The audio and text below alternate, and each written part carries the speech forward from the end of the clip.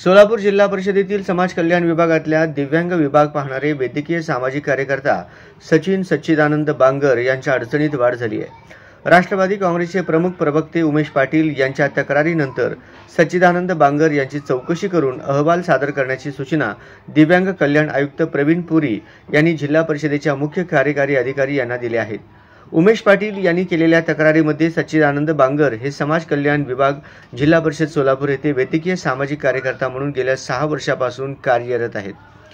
त्यांना चुकीची व बेकायदेशीर कामे करण्याची सवय झालेली आहे। त्यामुळे दिव्यांग चांगल्या काम करणाऱ्या संस्था व कर्मचारी यांना त्यांच्यामुळे त्रास होत आहे। दिव्यांग संस्थांना अनुदान व दिव्यांग शाळेतील कर्मचाऱ्यांना वेतनासाठी निधी उपलब्ध असताना वेळेत पगार करत नाहीत। तसेच वेतन फरक व थकीत वेतन काढण्यासाठी टक्केवारी घेतात।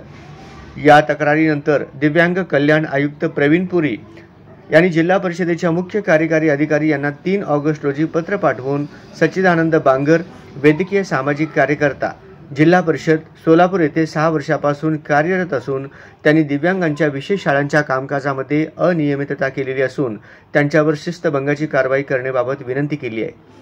त्या अनुषंगाने आपणास कळविण्यात येते की संदर्भीय तक्रार निवेदनामध्ये नमूद केलेल्या मुद्द्यांच्या अनुषंगाने आपण आपल्या स्तरावरून सविस्तर चौकशी करून त्याबाबतचा अहवाल आपल्या अभिप्रायासह या आयुक्तालयात सादर करावा अशा सूचना केल्या आहेत।